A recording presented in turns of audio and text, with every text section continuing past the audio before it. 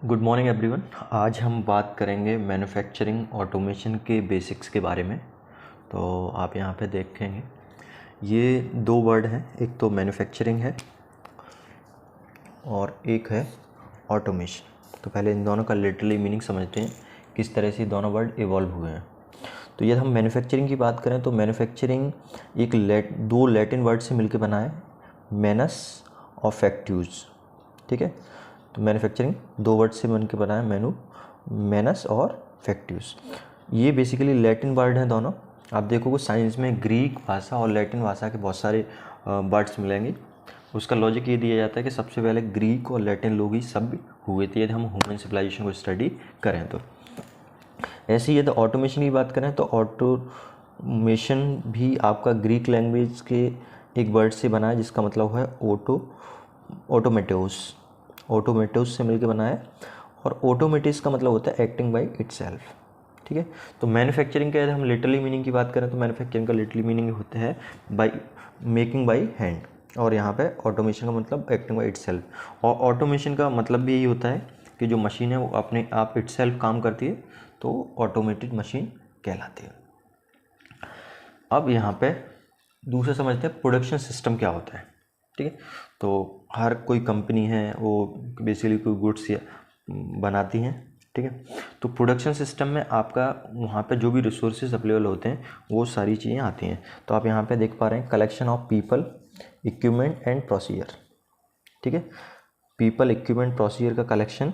People मतलब वहाँ पे सॉफ्ट फ्लोर पे जो काम कर रहे हैं वो हो गए, आपके ऑफिस में जो लोग हैं वो हो गए, हेल्पर हो गए, ऑपरेटर हो गए, सुपरवाइज़र हो गया, मैनेजर हो गया, तो ये सारे आते हैं आपके पीपल। इक्विपमेंट्स का मतलब आप समझ पा रहे हैं कि जो भी वहाँ पे मशीन्स अवेलेबल हैं, फैसिलिटीज़ जो अवेलेबल हैं, लेथ मशीन हो सकता है, मिलिंग मशीन हो सकता है, इंजेक्शन मोल्डिंग मशीन हो सकता है, शेपर हो सकता है, तो ये हो गया इक्विपमेंट्स में। मतलब फॉर एग्जांपल मैं बता रहा हूँ, और भी मशीन्स हो सकते हैं कि बेसिक मशीन होता है।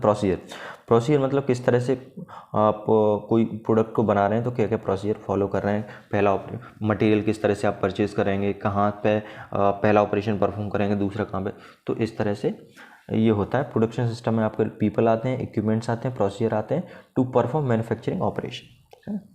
तो इसमें collection of people, equipment, procedure to perform manufacturing operation of a company. ठीक है, तो ये आपको आसानी से समझ में आ गया होगा।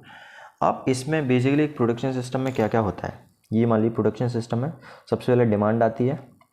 ठीक है, तो डिमांड आती है तब क्या होता है, जो आपका प्रोडक्शन सिस्टम होता है वो प्रोडक्शन सिस्टम क्या कर, बेसिकली प्रोडक्शन सिस्टम किस लिए होता है, in order to fulfill the demand of the customer. तो कस्टमर की साइड से डिमांड आती है। अब इसमें क्या होता है, रॉ मटेरियल लगता है, रॉ मटेरियल आएगा और उसको प्रोसेस करने के लिए फैसिलिटीज़ लगेंगी। फैसिलिटीज़ में वही आपका मशीन्स, इक्विपमेंट्स आते हैं।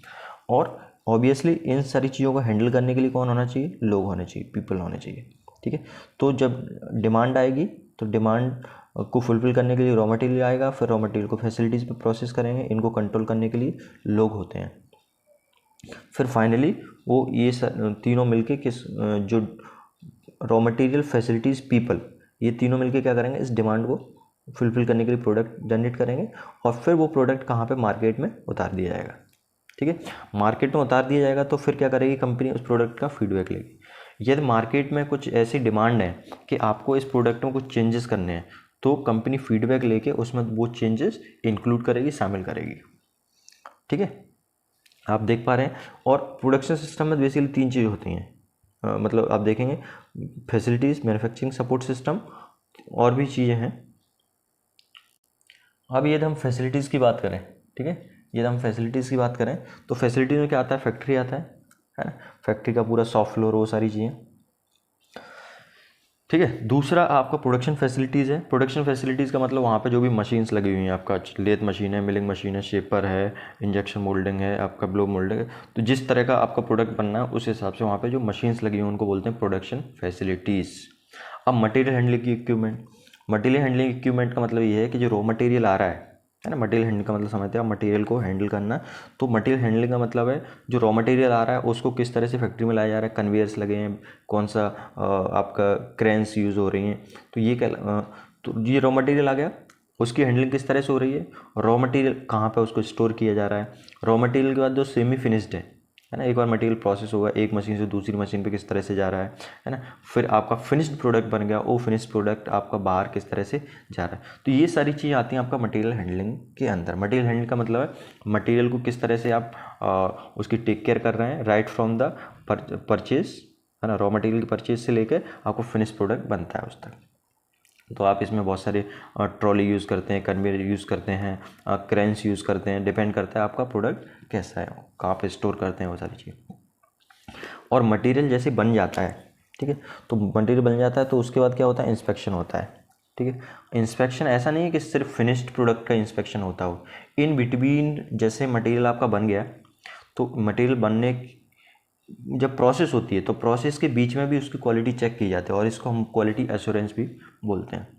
तो फिनिश प्रोडक्ट की भी क्वालिटी चेक की जाती है। फिनिश प्रोडक्ट को आपको मालूम, हर मतलब इंडस्ट्री में क्वालिटी डिपार्टमेंट होता है जो कि प्रोडक्ट बनता है, आपका जो कंपोनेंट बनता है उसकी डायमेंशन चेक होती है, शेप चेक होता है, साइज चेक होता है, वो एज़ पर स्पेसिफिकेशन है या नहीं है।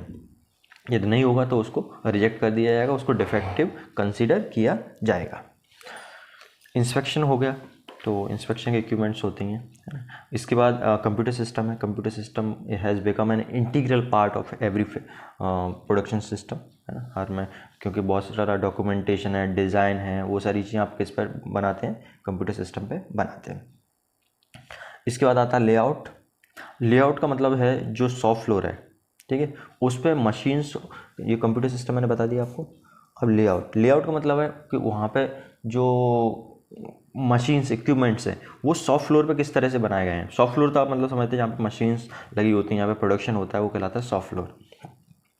तो शॉप फ्लोर में मशीन्स का अरेंजमेंट किस तरह से है ना, तो उस पूरे अरेंजमेंट को हम बोलते हैं लेआउट, ठीक है। लेआउट मतलब पूरा आपको बड़ा पिक्चर बनाना पड़ता है। जैसे मान लीजिए यहाँ पे लेथ लगा हुआ है तो यहाँ लेथ दिखा दिया, मिलिंग लगा हुआ है मिलिंग दिखा दिया, इस तरह मान लीजिए इस तरह से फैक्ट्री है आपकी, ठीक है, ये फैक्ट्री है, ठीक है। तो लेआउट का मतलब यहाँ पे जैसे ये मान लो गेट हो सकता है, यहाँ पे लेथ हो सकती है, यहाँ पे मिलिंग हो सकता है, यहाँ पे वेल्डिंग का स्टेशन हो सकते हैं ये, ठीक है, इनका नाम दे दिए जाएंगे। फिर इस इधर मान सकती हैं ये मान लो डिस्पैच का गेट है ना, और यहाँ पे आपका क्वालिटी डिपार्टमेंट हो सकता है, यहाँ पे ऑफिस हो सकता है। तो इस तरह से मतलब इसको बोलते हैं लेआउट बनाना।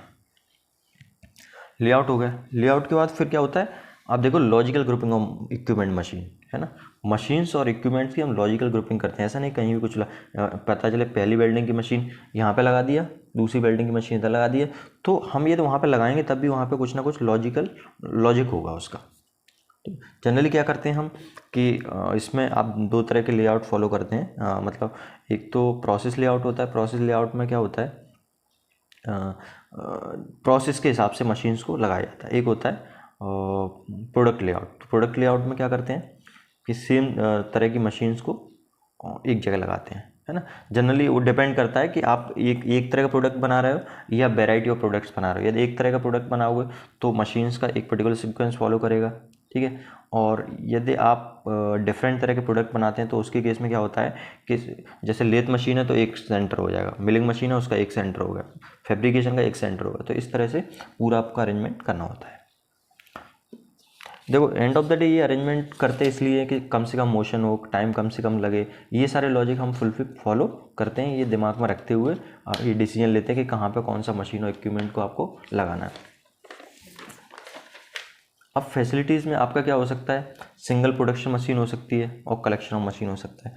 जैसे पेपर कप मशीन बनानी है ना, तो उसके लिए एक सिंगल मशीन यूज़ करते हैं, उसमें आपने पेपर डाला और वो कप आपको बन के निकल आएगा। उसके लिए आप बहुत ज़्यादा मशीन यूज़ करने की ज़रूरत नहीं है, ठीक है। जैसे मान लो हाइड्रोलिक प्रेस बनानी है तो उसके लिए आपको बहुत सारी मशीन यूज़ करनी पड़ेगी, तो वहाँ पे कलेक्शन ऑफ मशीन यूज़ होता है ना।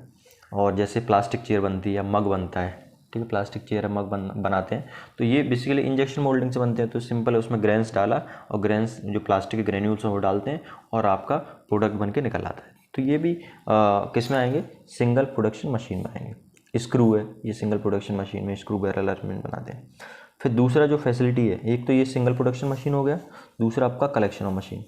तो कलेक्शन मशीन में असेंबली ऑफ, जैसे फॉर एग्जांपल आपने वीडियोस वगैरह देखे होंगे, जो ऑटोमोबाइल की लाइन होती है, असेंबली लाइन होती है, ये बेसिकली कलेक्शन ऑफ मशीन में आता है, जिसमें आपका पहले बॉडी चेसिस लगा दिया, इंजन लगा दिया, फिर उसके बाद ब्रेक लगा, तो इस तरह से मतलब पूरा वो प्रोसेस चलता है।